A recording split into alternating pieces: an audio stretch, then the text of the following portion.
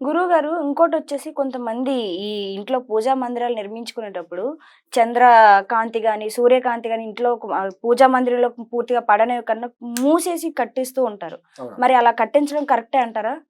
వాస్తవానికి హ్మ్. సూర్యకిరణము, చంద్రకిరణము దేవాలయంలోనే పడాలి. హ్మ్. మన దగ్గర యంత్రాలు లేవు కదా! హ్మ్. యంత్రాలు ఉంటే పడే విధంగా ఖచ్చితంగా పెట్టుకోవాలి. హ్మ్. యంత్రాలు లేకపోతే మీరు ఎలాగైనా కట్టుకోండి. దానికి కట్టుకోవచ్చంటారు. అభ్యంతరం లేదు. హ్మ్. కానీ యంత్ర ప్రామాణి ఇప్పుడు మా ఇంట్లో ఒక యంత్రం ఉందండి గురుగారు అన్నారనుకోండి. యంత్రం ఉంది అంటే ఖచ్చితంగా సూర్యకిరణం పడేలా చూసుకోవాలి. హ్మ్. చాలా మంది వరకు ఏం చేస్తారు యంత్రాలు ఉన్నా సరే ఆ 10 నిమిషాలు వేసి మళ్ళా డోర్ క్లోజ్ చేసేస్తారు. హ్మ్. అది పనికిరాదు. హ్మ్.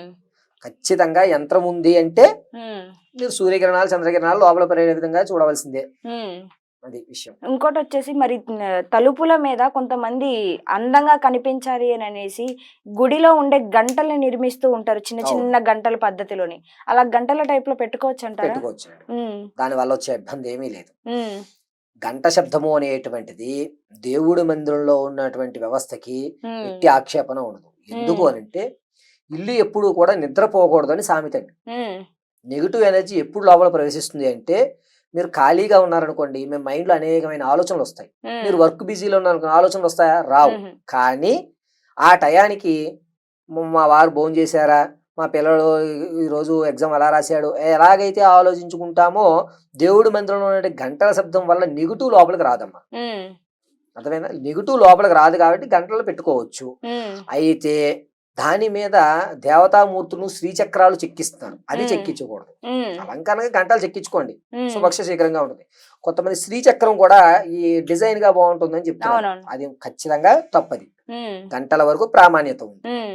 ఇంకోటి గురువుగారు ఒక్కొక్కరి ఇంట్లోని ఒక దేవుడి ఫోటో అనేది ఖచ్చితంగా ఒకటుంటుంది. అవును. అదే ఫోటోని రిపీటెడ్‌గా 1 లేదా 2 లేదా 3 ఫోటోస్ ఉంటూనే ఉంటాయి. ఎళ్ళిన చోటల్లా ఇది బాగుంది అనేసి తీసుకొచ్చి పెట్టేస్తూ ఉంటారు. అలా ఉండొచ్చంటారా? ఒకటే విగ్రహం 2, 3 సార్లు పెట్టడం అనేది? ఒకే విగ్రహము అనేటువంటిది ఒకటే పనిచేస్తుంది. హ్మ్. 2, 3 పనికిరావు. మీకు హ్మ్. ఇందాకలనే చెప్పా నేను. విషయం హ్మ్. ఏమిటంటే, ఏదన్నా పుణ్యక్షేత్రానికి మీరు వెళితే, హ్మ్. అక్కడి నుంచి ఏం తెచ్చుకుంటారు?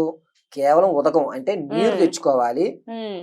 అక్కడి నుంచి ఏదైనా మృతిక తెచ్చుకోవాలి. హ్మ్. వీటి రెండిటికే వ్యవస్థుంటాయి. హ్మ్. అంతే తప్ప కాశీ వెళ్లారు. శివలింగం తెచ్చారు. హ్మ్. మన రామేశ్వరం వెళ్లారు. హ్మ్. శివలింగం తెచ్చారు. అన్ని శివలింగాలు మీరు అర్చన చేయగలరా? హుహు. కాబట్టి బావుంది గదా! అని తెచ్చుకోవద్దు. హ్మ్. మనం బావుండి 10 మందికి బాగు చెయ్యాలి అనేటువంటి ఆలోచన ఉన్న వాళ్ళు మాత్రం తెచ్చుకోవాల్సినవి మాత్రం నీరు, మృత్తిక. హ్మ్. ఎందుకు అనంటే జగద్గురువులు ఆది శంకరాచార్యులు నడిచిన తర్వాత ఆ పాదధూళి తీసుకుంటాం. హ్మ్. ఆది శంకరాచార్యుల ఫోటో రోజు ఇల్లంతా ఉన్నా కూడా ఆ పాదధూళికి ఉన్నటువంటి పరిమళ వ్యవస్థ ఆ ప్రతిమకుండదు. హ్మ్. స్వామివారి యొక్క ధూళి కాబట్టి ఆ ప్రాంతంలో నుంచి మృతికి తెచ్చుకొని హ్మ్. ఒక ఒక కుండీ పెట్టుకోండి. హ్మ్. ఆ కుండీలో 4 తులసి మొక్కలు వేయండి. హ్మ్. అందులో ఈ ధూళి వేస్తూ ఉండండి. మీరు ఏ హ్మ్. పుణ్యక్షేత్రం వెళ్తే. తెచ్చే నీళ్లుంటాయి గదా! ఆ నీళ్లు వేసేయండి. అంతే హ్మ్. తప్ప రిపీటెడ్‌గా పెట్టుకోవడం వల్ల మీకు వ్యవస్థ పెరుగుతుందే గాని చేయలేరు. ఇంకోటొచ్చేసి గురువుగారు ఈ పూజా మందిరాల్లోని తాబేలు పెడతారు. హ్మ్. తాబేలుతో పాటు కొంతమంది లక్ష్మీదేవిది చిన్నది వెండి విగ్రహం తీసుకొని దాని చుట్టూ దాని పక్కల ఏనుగులు పెడతారు. అవును. ఇలా పెట్టుకోవచ్చంటారా? తీసుకొచ్చి ఇంకా బల్లిని కూడా పెట్టుకుంటూ ఉంటారు పూజా మందిరం దగ్గర. పూజా పెట్టొచ్చు. మందిరంలో గాని, లేకుంటే బీరువాల దగ్గర గాని పెట్టుకుంటూ ఉంటారు. ఇది పద్ధతి కరెక్టే అంటారా? వాస్తవానికి హ్మ్. తాబేలు అనేటువంటిది నీటిలో వేసి ఈ మధ్య గాజు వస్తున్నాయి. అవును. తాబేలు ఇంట్లో పెంచుకోవడం మంచిది. హ్మ్. చాగంటి కోటేశ్వరరావు గారు కూడా దీన్ని ధృవీకరించారు. హ్మ్. తాబేలు చూసినా, హ్మ్. తాబేలు యొక్క ప్రతిమను మనం చూసుకున్న తాబేలుని పెంచుకోవడం శ్రేష్టం. హ్మ్. అయితే ఈ తాబేలని దేవతా మందిరంలో ఉండకూడదు. హ్మ్. తాబేలు ఎక్కడ ఉండాలి అంటే ఇంట్లోకి ప్రవేశిస్తున్నప్పుడు మీరు హాల్‌లో ఒక టేబుల్ లాంటిది ఉంటుందిగా దాని మీద ఉండాలి. హ్మ్. అది కూడా ఇంట్లోకి తాబేలు ప్రవేశిస్తున్న దిశగా పెట్టాలి. ఓకే. ఎదురుగా పెట్టకూడదు. హ్మ్. తాబేలు ఇంట్లోకి వస్తున్నట్టుగా పెట్టాలి. హ్మ్. పెట్టుకోవచ్చు. అది దేవుడి మందిరంలో పనికిరాదు. హ్మ్. ఒకటి. రెండోది ఈ బల్లులంటారా? హ్మ్. బల్లి అనేటువంటిది శాస్త్రపరంగా బంగారు బల్లి కంచిలో ముట్టుకుని మనం వచ్చేటప్పుడు ఒక బల్లి ఫోటో తెచ్చుకుంటాం. హ్మ్. దాన్ని దక్షిణం వైపుకు ఉన్నటువంటి గోడ మీద పెట్టుకోవాలి. హ్మ్. అలా పెట్టుకుంటే మనకి యమధర్మరాజు యొక్క అనుగ్రహంతో మన ఇంటిని చూడగానే వెళ్ళిపోతాడు. హ్మ్.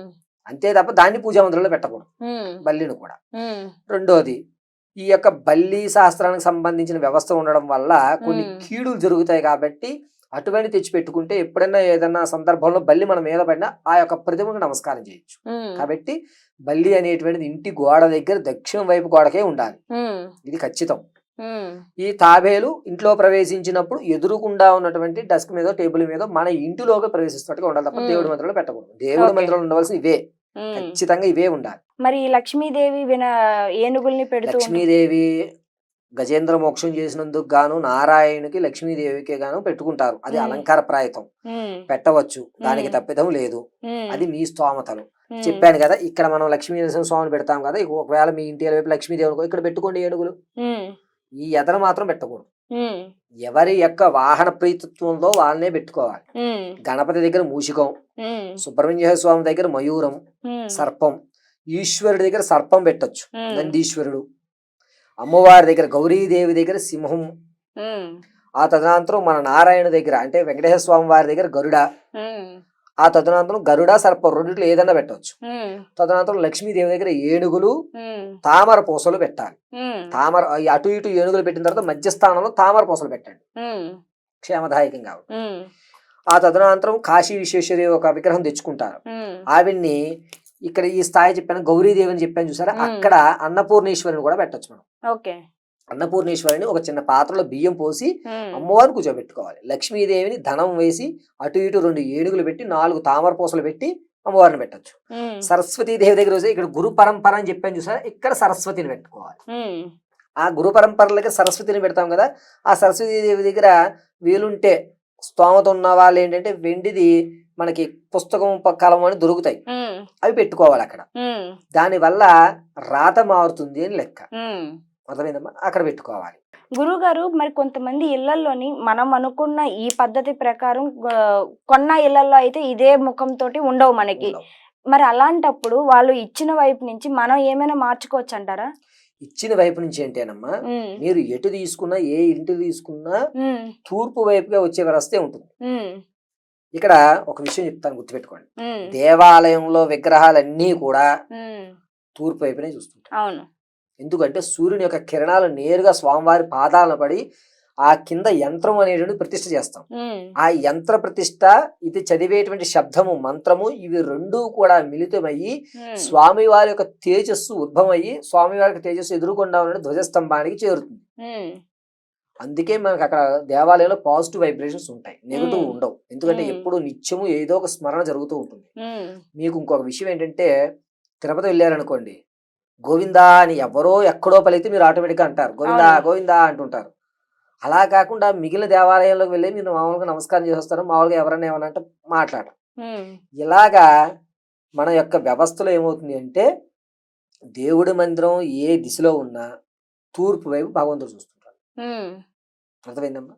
ఉమ్, మన ఇండ్లలో దగ్గరికి వచ్చేసరికి ఏమవుతుందంటే పడమట వైపు అవును. స్వామివారిని పెట్టి ఈయన కూడా తూర్పు వైపు చూసుకుంటాం. ఉమ్, మనం సచిన వ్రతాలు చేస్తున్నాం అనుకోండి, ఉమ్, మనం తూర్పుని చూస్తాం, స్వామివారిని పడమట వైపు చూపిస్తాం. ఇలా పెట్టుకోవడమే శాస్త్రం. ఉమ్, దేవాలయం అయితే ఈ ప్రాంగణం మొత్తం మారిపోతుంది, ఇప్పుడు ఇక్కడ ఉంటుంది ఉమ్, దేవాలయంలో, ఇది ఉమ్, వేరు. ఉమ్. ఇది కథ. ఇంకోటి గురుగారు, మరి ఇంట్లోని దీపారాధన చేయడం కోసం దీపపు కుందులు అనేవి పెడుతూ ఉంటారు. కొంతమంది అలంకరణ కోసం ఎక్కువ దీపాలు వచ్చేటట్టు కుందులు కూడా పెట్టుకుంటూ ఉంటారు. అసలు ఎన్ని దీపాలు వచ్చేటట్టు దీపపు కుందులు పెట్టుకోవడం బెటర్ అంటారు?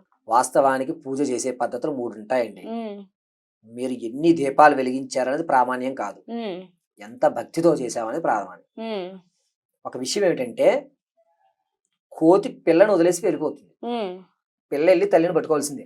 ఉమ్, మనం చేసే పూజ అది. ఏమిటంటే దేవాలయానికి మనం వెళ్ళి అమ్మ నాకు అది కావాలి, అమ్మ నాకు ఇది కావాలి, అమ్మవారు నేను కారు కొనుక్కుందాం అనుకున్నాను అని మనం వెళ్ళి అడుగుతాం, అంటే కోతి ప్రేమ. ఉమ్, రెండోది ఉంటుంది మార్జాల ప్రేమ అంటారు. ఉమ్, పిల్లి ఒక ఇంటి నుంచి ఇంకో ఇంటికి తన పిల్లలను నోట ఖర్చు పెట్టుకెళ్తుంది తప్ప పిల్ల వెళ్ళి తల్లిని పట్టుకోదు. ఉమ్, నీకు కష్టం వస్తే అమ్మవారు వచ్చి తీసి పక్కన పెట్టేయాలి. ఉమ్, అంతేగాని నువ్వు అమ్మవారు ఉంది అని పరిపూర్తిగా నమ్మేవా, నీకు ఏ కష్టం రాదు. ఉమ్, అమ్మ ఉందా లేదా అని డౌట్ పడుతూ నిత్యం వెళ్ళి కోతిలా చూసుకున్నావా, నీకు ప్రేమ తరపు. ఉమ్, ఇలాగా మార్జాల ప్రేమ అంటారు. అంటే నీకు కష్టం వచ్చినప్పుడు అమ్మవారు తీసి పక్కన పెట్టాలి. ఉమ్, రామకృష్ణ పరమహంసని అమ్మవారు ఏ విధంగా అయితే రక్షిస్తుందో, యాక్చువల్గా అయితే అమ్మవారు మనం రక్షిస్తుంది అని నిజంగా నమ్మేటటువంటి ఏకైక వ్యక్తి రామకృష్ణ పరమహంస వారు. ఉమ్, అలా ఉండాలి ప్రేమ భక్తి అనేది. ఉమ్, ఎన్ని దీపాలు పెట్టారు, 5 ఒత్తులు వేశారా, ఒత్తులు కలిపారా, దాన్ని నలిపారా, ఎరుపు వస్తువులు వేశారా, ఇది కాదండి. ఉమ్, దీపారం దేంట్లోనే చేయండి, కానీ ప్రథమంగా చేయవలసింది ఇంకొక అనుమానం ఉంది ఇందులో. ఉమ్, దీపారంలో ఒత్తులు ముందు వేయాలా, నూనె ముందు వేయాలా, ఉమ్, ఇది కాదండి. చక్కగా నూనె పోసుకోండి, ఒత్తు వేయండి. ఆ తదనంతరము జ్వాల అగ్గిపుల్లతో వెలిగించరాదు. మామూలు అగరబత్తితోటే వెలిగించాలి. ఎందుకు అగ్గిపుల్లతోటే వెలిగించాలి అనంటే, అగరబత్తితోటే వెలిగించాలి అనంటే, అగరబత్తి తయారు చేసినప్పుడు గోమూత్రం, గోమయాలతో సంబంధించినటువంటి వ్యవస్థలు ఉపయోగిస్తారు. పరిమళాలు రావడానికి గోమయం వాడతారు. ఈ అగ్గిపుల్లలతో ఉన్నప్పుడు గోమయాలు వాడరు కాబట్టి పరిమళంతో ఇల్లు దేదివ్యమానంగా ఉండాలి. కావున అందులోనూ పరమశివుడి యొక్క అంశ నుంచి తేజస్సు అనేటువంటి వచ్చింది. తేజస్సు అంటే వెలుగు. ఆ వెలుగు సుబ్రహ్మణ్య స్వామి వారు కావున అపవిత్రం చేయకుండా అగరబత్తి పరిమళంతో ఉన్నటువంటి అగరబత్తి అంటే నా ఇల్లు 10 మందికి సహాయం చేసే విధంగా వెలుతూ ఉండాలి అనే ఉద్దేశంతో అగరబత్తిని తీసుకుని ఆ దీపజ్వాల వెలిగించిన తర్వాత గంధం బొట్టు, కుంకుమ బొట్టు పెట్టి అక్షతలు వేసి మీ గోత్రం చెప్పుడు ఒక పుష్పం పెట్టుకోవాలి. అది ప్రథమం. ఎన్నెన్నా పెట్టుకోండి. కాకపోతే మనస్ప్రశాంతంగా అనుకున్నటువంటి కార్యక్రమం నిర్వర్తించవయ్యా, నన్ను నా కుటుంబాన్ని రక్షించవయ్యా అని చెప్పి 2 ఒత్తులు ఏకం చేసి అటొకటి ఇటొకటి పెట్టడము చాలు. ఇంకా అలంకరణలు అంటారా, ఈ మధ్యలో చూసుకోవాలి కాబట్టి చెప్పుకుంటున్నారు. ఇదే ఉండాలి అని లేదు. మీ అలంకరణ ఏదన్నా పెట్టండి, కానీ మనసు మాత్రం దీపారాధన మీద పెట్టండి. చేస్తున్న 10 నిమిషాలు సుబ్రహ్మణ్య స్వామి వారే అందులో ఉన్నారు అని చెప్పి భావించుకుని వెలిగించుకోవాలి. అప్పుడు ఆయన క్షేత్రానికి మనల్ని పాలకులను చేస్తారు. క్షేత్ర పాలకుడుగా, సైన్యాధిపతిగా సుబ్రహ్మణ్య స్వామి ప్రథమంగా నమస్కారం చేసి దీపం పెట్టుకుని గణపతి పెట్టుకుంటారు. పూజ కూడా చాలా మంది వారు ఏ విధంగా ఆచరిస్తేనే ఫలితాలు వస్తాయి. అసలు మొట్టమొదటగా పూజా విధానంలో చెప్తాను. కూర్చునేటప్పుడు ఉండవలసిన ప్రాధాన్యాలు: పసుపు, కుంకుమ, గంధము, అక్షతలు, నీళ్లు. ఇవి ప్రథమంగా ఉండాలి. ఆ తదనంతరము ముందుగా అక్షతలు తీసుకోవాలి. దీపాలు వెలిగించడం కాదు, ముందుగా ప్రథమంగా అక్షతలు చేతిలో పట్టుకుని గం గణపతయే నమః అని చెప్పుకుని, లేదా శుక్లాంబరధరం విష్ణు వస్తే అది చెప్పుకుని గణపతి దగ్గర 2 అక్షతలు పెట్టి నమస్కారం చేసుకుని, అగ్రతాంబూడాధిపతి కాబట్టి గణనాథ నీ దగ్గర నమస్కారం చేస్తున్న 2 అక్షతలు ఆయన దగ్గర విడిచిపెట్టి అప్పుడు సుబ్రహ్మణ్య స్వామి అయినటువంటి దీపారాధన గావించి ఆ తర్వాత ఆచమనం చేయాలి. ఆచమనం చేసిన తదనంతరమే తిది వార నక్షత్ర యుక్తాలు చెప్పుకుని నీ గోత్రము పేరు చెప్పుకుని అప్పుడు పూజ ప్రారంభం చేయాలి.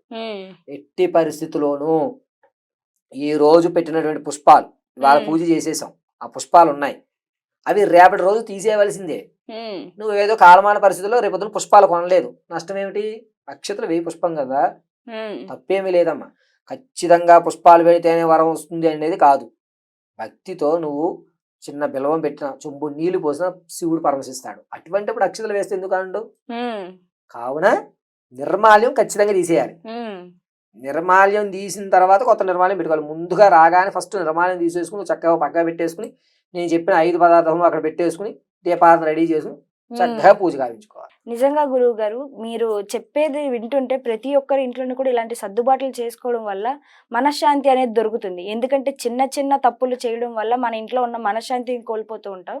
సో ఇప్పటికైనా సరే వాస్తు అనేది చూసుకొని దేవతామూర్తుల విగ్రహాలు కానీ ఆరాధనలు కానీ చేసుకోవడం అనేది మంచి పద్ధతి మీరు చెప్తున్నట్టు. అండ్ మీరు కూడా చూసారు కదండి, గురువు గారు చెప్పినట్టు మీ పూజా మందిరంలో అసలు వాస్తు ఈ విధంగానే ఉందా, లేకుంటే ఎలా పెట్టుకున్నారు, ఇలా పెట్టుకొని చూడండి, ప్రతి ఒక్కటి కూడా మారుతుందని నేను కూడా నమ్ముతున్నాను. అండ్ ఈ వీడియో మీకు ఎలా అనిపించిందో ఖచ్చితంగా కామెంట్ సెక్షన్లో కామెంట్ చేయండి. ఇంకా మీకు ఏమైనా డౌట్స్ ఉంటే కూడా ఖచ్చితంగా కామెంట్ సెక్షన్లో కామెంట్ చేయండి. ఇలాంటి మరెన్నో వీడియోస్ మీకు రావాలి అని అనుకుంటే ఖచ్చితంగా సబ్స్క్రైబ్ చేసుకోండి. అండ్ టుడే దిస్ వీడియో అండి. నమస్కారం, సెలవు.